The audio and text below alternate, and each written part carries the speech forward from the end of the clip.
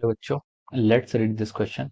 So this question says, eddy current do not cause. Option A is damping, option B is heating, option C is sparking, option D is loss of energy. Okay, तो चलिए बच्चों अब हम इस question को start करते हैं।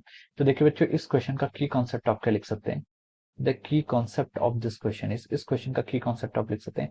यहाँ पर हमें बताना है कि एडी करंट से आपका क्या प्रोड्यूस नहीं होता है। Okay, so the key concept of this question is और एडी करंट। आप क्या लिख सकते हैं, इस क्वेश्चन का की कॉन्सेप्ट क्या लिख सकते हैं आप, एडी करंट। ओके, अब देखिए देखिए एडी करंट होता क्या है आपका, एडी करंट होता है आपका, एडी करंट क्या होती है आपकी, लोकलाइज्ड करंट होती है। एडी करंट एक लोकलाइज्ड करंट होती है जो आपकी कब प्रोड्यूस होती है। एडी करंट आपकी तब प्रोड्यूस होती है जब क्या करते हैं हम किसी कंडक्टर को, जब हम क्या करते हैं किसी कंडक्टर या फिर किसी मेटल को चेंजिंग मैग्नेटिक फील्ड में क्या रखते हैं। ओके, जब हम किसी कंडक्टर को क्या रखते हैं या फिर मेटल को चेंजिंग मैग्नेटिक फील्ड में रखते हैं। ओके, कहाँ रखते हैं आपका, चेंजिंग मैग्नेटिक फील्ड में रखते हैं, तो उसके कारण क्या होता है आपके एडी करंट क्या होती है, प्रोड्यूस होती है। या फिर इसका दूसरा रीजन क्या होता है, आपकी एडी करंट कब प्रोड्यूस होती है, जब क्या होता है आपके कंडक्टर होता है, कंडक्टर और मैग्नेटिक फील्ड की जो मूवमेंट होती है उनके बीच में क्या होता है, कोई रिलेटिव मोशन हो सकता है। ओके, या फिर हम उसे क्या कह सकते हैं, हम कह सकते हैं कि जब क्या होता है आपका जो मेटल है उनके बीच में क्या होता है आपका एडी करंट जो होती है आपकी लोकलाइज करंट, वो आपके मेटल में क्यों होती है, बिटवीन द रिलेटिव, जब क्या होता है आपका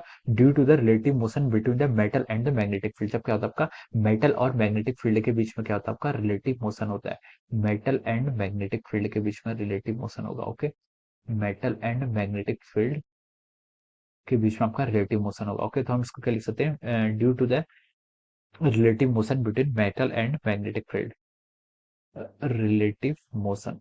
ओके, ये आपका क्या हो जाएगा, relative motion between metal and magnetic field. Okay, अब देखिए, तो ये देखिए ये आपके क्या होते हैं, दो कॉजेस होते हैं जिसके कारण आपकी क्या आती है, एडी करंट आती है। ओके, अब देखिए एडी करंट के कारण क्या क्या होता है, एडी करंट के कारण क्या होता है, एक तो आपकी डैम्पिंग होती है। डैम्पिंग क्यों होती है, डैम्पिंग इसलिए होती है क्योंकि एडी करंट क्या करता है आपका, जिस डायरेक्शन पर आपकी वेलोसिटी होती है उस डायरेक्शन को क्या करता है आपका अपोज करता है। ओके, देखिए यहाँ पर क्या है, मैंने सी बी में लिखा है आपका, यहाँ पर इसको मैं मान लीजिए ए कह रहा हूँ, इसको मैं कह रहा हूँ बी बोल रहा हूँ, जिसके कारण आपका एडी करंट प्रोड्यूस होता है।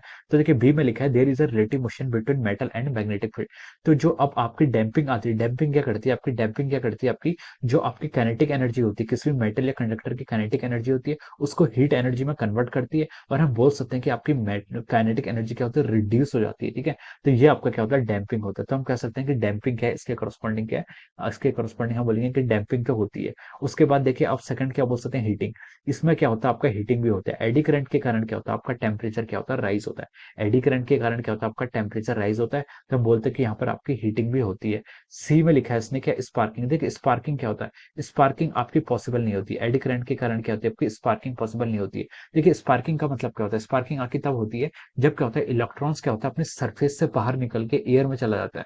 स्पार्किंग कब होती है, जब इलेक्ट्रॉन्स अपने मेटल के सरफेस, इलेक्ट्रॉन्स में फ्री इलेक्ट्रॉन्स जब आपके मेटल की सरफेस को छोड़ के क्या चले जाते हैं, एयर पे चले जाते हैं, तब आपकी स्पार्किंग होती है। ओके, तो एडी करंट क्या इसके लिए रिस्पॉन्सिबल नहीं है, तो हम बोल सकते हैं कि स्पार्किंग। और फोर्थ में लिखा है आपका, देखिए loss of energy. Loss of energy क्या होता है, देखिए यहाँ पर आपके एनर्जी का लॉस होता है, तो ये ऑप्शन भी क्या आपका करेक्ट है। ओके, रेजिस्टेंस के थ्रू या फिर आपके यहाँ पर क्या होता है, हीट एनर्जी डिसिपेट होती है, तो यहाँ पर आपके एनर्जी का क्या हो जाता है, लॉस होता है। जैसे आपकी काइनेटिक एनर्जी कन्वर्ट होती है किसमें, हीट एनर्जी में कन्वर्ट होती है, तो हम कह सकते हैं कि there are losses of energy. Okay, तो देखिए अब यहाँ पर हमसे क्वेश्चन में बोला गया है कि eddy current do not cause, इनमें से एडी करंट के कारण क्या नहीं होता है। ओके, तो हम लिख सकते हैं कि यहाँ पर जो आपका ऑप्शन सी है, स्पार्किंग, स्पार्किंग क्या होता है आपके एडी करंट के कारण नहीं होता है। ओके, तो सी ऑप्शन क्या है, स्पार्किंग इज करेक्ट आंसर। हम क्या लिख सकते हैं, C option sparking is the correct answer of this question. Okay, तो इसके करस्पॉन्डिंग आपका ऑप्शन से क्या होगा, करेक्ट होगा। Okay, so I hope you all understood this concept. All the best and thank you so much.